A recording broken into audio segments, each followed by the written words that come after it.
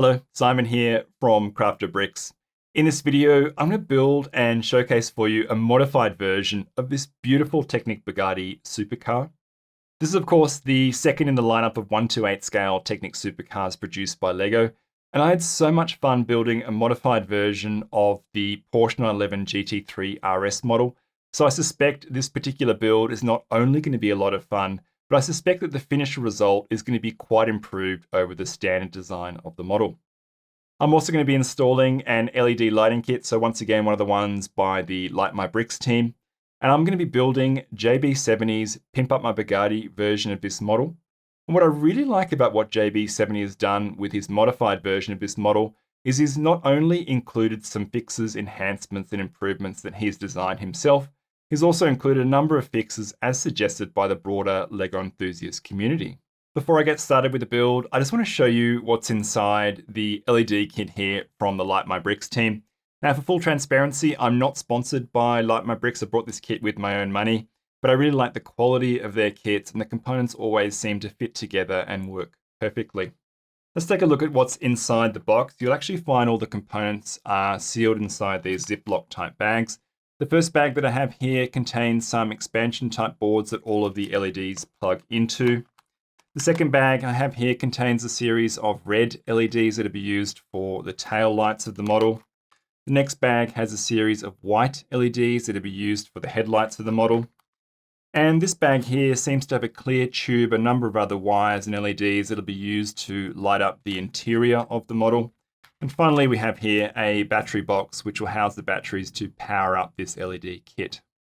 I have everything I need to get started with this particular build, including the additional parts that I'll need, which are just in this tray just here, to build JB70's modified version of this set.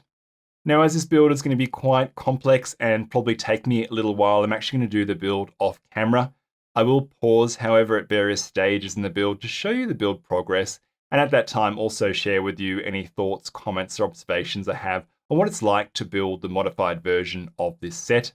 And finally in the video, of course, I'm going to showcase for you the fully completed and modified model. Well, it has been about a week since I shot the introduction to this video. It's taken me a number of days to get onto the build and to get to this point, but I'm really enjoying this build. It's so delightful to be able to build a large, detailed, complex Technic model like this. I think if you decide to buy this kit and you've not yet built it, I think you'll really enjoy this particular build. What you're looking at here is the main central framework of the model. The front axle is just along here, and JB70 has made a number of changes to this front axle to stiffen up the suspension and improve the steering mechanism. And we also will have a hand of God type steering just sitting at the front here. JB70 has also made a number of changes to the gearing of the model. It's kind of all hidden under this structure here, but a lot of changes have been made, so I'm quite looking forward to later in the build checking out how that works. He's also made a number of changes and improvements to the rear axle to once again stiffen up the suspension. And as you can see at the back here, there is a 16-cylinder motor. I'm really enjoying the build. It's got a good sense to it. This is once again going to be a really large and impressive model. It's got a very strong feel to it. And I like it on the underside here that you can actually see the drivetrain and some of the gearing in here. And of course the differential at the rear. And there is actually another differential that's hidden at the front here as well. JB70's instructions completely replace the standard Lego instructions, and I think they've been relatively well laid out and are quite straightforward to follow.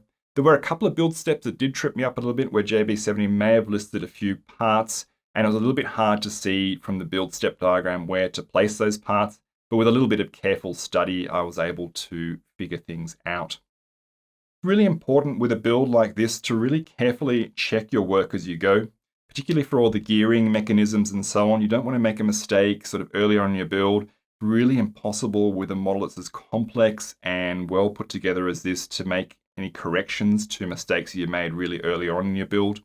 You also want to check that any moving parts actually move quite freely as you go. It's another issue that you can have with Technic models like this is if you tighten things up too much, or there's a lot of friction or resistance to some of the moving parts, it can be really difficult to correct later on in your build. So as you can see, the build is coming along very well. I've now completed a lot of the bodywork for the rear of the model, the roof section that you can see here, and I've also completed the full tail section of the model. I just want to take a pause at this stage in the build to talk about one particular thing.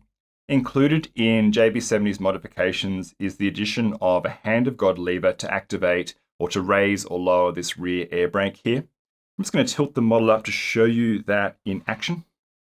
And if I activate the lever, you can see that air brake is lowering, raising, lowering, and raising. It is a great feature, but you could probably already spotted the problem that I have.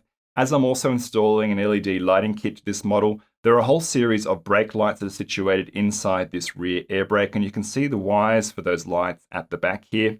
And those wires are actually impeding the smooth action of this particular function. So as you can see, that air brake is not fully seated down. It will fully seat down. You can conceal those wires. It's not a problem, just with a little bit of manual adjustment. And I think that's how I'm actually going to have the model for display, is with the air brake fully seated down. What this does mean, however, is that I'm actually probably going to remove this hand of God lever for this feature from the model. I actually don't also like the look of it. I think it sort of ruins the clean look at the back of the model. It leaves a bit of a void. And as I've got this issue here, I think I'm better off to completely remove the lever, put in the different beams and plates there to cover up that void, and just go with the standard design for that particular area of the model. Well, I am very close to finishing up this model, and I'm really looking forward to getting this finished and showcasing the fully completed model for you very soon. At this late stage in the build, I just want to comment on two things. The first thing is that the LED kit for this model from the Light My Bricks team can most definitely be installed after you've already assembled the model, and the instructions the Light My Bricks team provide to do that seem very clear and straightforward and easy to follow. If you're like me, however, and you've bought this kit and you bought the LED kit prior to building the model, I would recommend that you fit off the various LED components in an as-you-go or as-you-build type approach. So say, for example, I'm working on the front of the model at the moment, and I've just fitted off the LEDs for the two headlight assemblies that you can see here. I'd also recommend that wherever you have multiple LEDs for any particular component, so say, for example, these headlights have 4 individual LEDs, that you braid or twist the wires together like I've shown here. And I also like to use a little bit of electrical tape to keep that all together. And that's going to allow you to kind of feed that braided wire quite easily through various sections of the model to be able to conceal those wires. With the LED kit for this particular Bugatti model as well, there are 5 red LED brake lights that are concealed in this rear air brake here. I did find that when I just fitted those, they were required to be fitted through or threaded through some 2L pins. That once I assembled this, those LEDs weren't remaining in place and they were kind of twisting and a little bit off. What I found is I had to use a little bit of glue, let that set for a while for each of those LEDs. Then I found when I assembled that, all of the LEDs are remaining in place, and I'm going to show you that later in the video. They look really, really good. The other thing I'd recommend is if you are building JB70's modified version of this Bugatti and following his instructions, that in the later stages of the build, particularly when you're building out the interior, the dash here, some of the front sections of the model and the doors, that you do pay attention to the standard Lego instructions as well. JB70's instructions do not cover off when and where to place all the stickers that are required in the model. So you will need to have a look at the standard Lego instructions to really understand quite clearly where to place each of the stickers required for this set. Well, as you can see, I've fully finished this build. It was an incredibly rewarding and challenging build. It took me a number of nights to complete over about a 2-week period. In this section of the video, I want to showcase the model for you and also talk about my thoughts on the design of the set, show you JB70's modifications, and of course show you what the model looks like when it's fully lit up with the Light My Bricks LED kit. While I'm talking, I'm just going to rotate the model here on my turntable so you can check out the model from all different angles in detail. Now, coming to the build experience itself, as I mentioned, it was very challenging but also very rewarding. There's just so much going on with this model. It's an incredibly dense but also very well designed model. There's so much under the hood here that you can't see, or under the bodywork, like all the gearing, the drivetrain, the engine itself, the suspension and the complex steering and so on. I was incredibly impressed with all the thought that's gone into this model. It's an incredibly well-designed piece. I also particularly like all the refinement that's gone on here with the bodywork and the interior of the model. I almost feel like this is the next evolution in terms of these supercar models from Lego. There's just that much more refinement here with this Bugatti model versus the Porsche. For example, there's a really nicely fleshed out interior with these tan seats and elements for the dashboard and so on. And there's a lot of detail and thought that's gone into the bodywork sections of the model. I think the Lego designers have done a great job at capturing the Bugatti Chiron supercar in Lego form here. Unfortunately, there were two minor gripes that slightly took the edge off my delight with this model. And the first one is there are a number of areas of the model where Lego have used bright red pins or axles or some medium stone grey parts, and really ideally those parts should be in black. They just create, in some areas of the model, just a bit of an eyesore. They're a bit distracting for the eye. And I actually found myself at various stages in the build hunting through my Technic spares parts to try and find some replacement parts in black. I was successful in some areas, like at the back of the model, I've got a bit more of a clean look in all black. But there are a couple of areas in the model that I can see now, for example, the front here with this dashboard here, I can see some red pins that do kind of catch the eye when you're viewing the model in person, and I find that a little bit disappointing. The second thing that I was a bit disappointed about is that the dark blue parts at the back of the model, for me, a number of the panels and beams were scratched or are scratched. So given this is quite an expensive model, I will actually be requesting some replacement parts from Lego, and I'll be slightly disassembling some areas in the back of the model to replace out or swap out those scratched parts. But aside from those two gripes, I think this is a really well-designed, very refined set that I think if you don't yet have and you like what you see in this video, and you're also, or if you're a fan of Technic Lego, I would highly recommend you pick this set up and build it. I think, like me, it'll really give you a sense of delight, and you'll really love to have this model in your collection. Let's talk about JB70's modifications and the changes that he's made to this set. I really like the addition of the Hand of God steering that he's added to the dashboard of the vehicle. It works really well. It's a little bit hard for me to demonstrate while the model is stationary on my turntable here, but I really do like that feature. He's also added a gear selection indicator to the dash here, so as you use the paddle shift to change the gears in the model, this selection indicator will actually change in line with your gear shifts. I think that's a really cool feature. He added a very similar feature to his modified version of the Porsche. He's also added door locks to both doors to help them stay closed, and they work very well.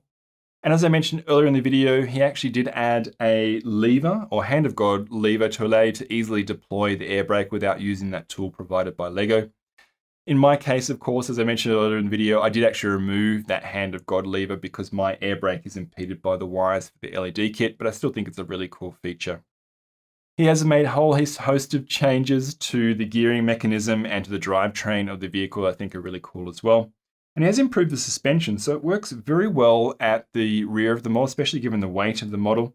However, at the front, I'm not quite sure whether these changes have worked that well. As you can see here, when I depress down on the front suspension, the vehicle is staying in that depressed state, which is an issue that the standard design of the model has as well. And I do have to use my fingers to kind of raise the suspension back up. So that's a little bit unfortunate. I think what he was going for was a generally stiffer and more stable design so that the suspension wouldn't droop over time of its own accord. Hopefully that won't be the case, but I'll see how I go when this model is on display. Now, if you're watching this, you may be thinking, should I be modifying my own Bugatti set if I've already built it with JB70's changes? Unfortunately, it's almost impossible to apply his changes retrospectively without almost fully disassembling the set. And as I think his changes are a lot more subtle this time, I'm not really sure whether that would be worth it. So if you've already built this set and you have it on display, I'd recommend that you don't do his changes and you just kind of leave it as is. If, however, you haven't yet built this set and you're also into sort of tinkering with Lego models or modifying them and you really like these sort of mods, then definitely go ahead with JB70's modified version. I think you'll have a lot of fun building his modified model. Well, this is the part of the showcase that I've most been looking forward to, which is of course to show you what the model looks like with this LED lighting kit. I've actually already switched the kit on. The battery box for this particular kit is just located in the footwell on the passenger side of the model. I'm just going to go ahead now and switch the studio lights off so I can show you this in detail. And there we go. Doesn't this already look superb? This lighting kit is definitely an upgrade that I would recommend. It seems to add a lot of character and life to this model. I think the Light My Bricks team have done a really good job with this kit, particularly for the rear of the model as you're about to see now. I particularly like this very large tube type assembly they've used to represent the rear brake light. And then I've got these additional brake lights that are just fitted into the rear air brake assembly. I think the rear of the model looks really good and it looks very similar to the real world Bugatti Chiron. They've also added an internal light to the interior of the model, so just a white tube type light, which once again just adds some extra character and detail to the model. But I particularly also like these front headlights. They're actually very bright, so each headlight has 4 individual white LEDs. And I just think with it lit up this way, the front of the model just has that extra aggressive and sporty look to it. As I mentioned earlier in the video, you can most definitely fit off this kit after you've already assembled the model, and the Light My Bricks team provide you with instructions on how to fit the kit off after you've already built the model. There will of course be some minor disassembly required of some sections, but it's not too hard to do and I think relatively straightforward. In my opinion, this lighting kit is most definitely a very worthy upgrade, and a very easy way for you to pimp up your Bugatti model. Well, that's going to wrap this video up for now. Thank you so much for watching. If you have a comment or a question about this modified Bugatti build or about the lighting kit, just leave a comment down below. I really enjoy reading your comments and engaging with my viewers and subscribers. Certainly, if you have a question, I will read it and I will get back to you. And also, if you'd like to find out where to get the instructions for this modified Bugatti build or where to purchase the lighting kit, I've left relevant links in the description of this video. If you like this video, please give it a thumbs up. That'd be really appreciated. And I really look forward to seeing you in my next video. Until then, happy building and take care. Bye for now.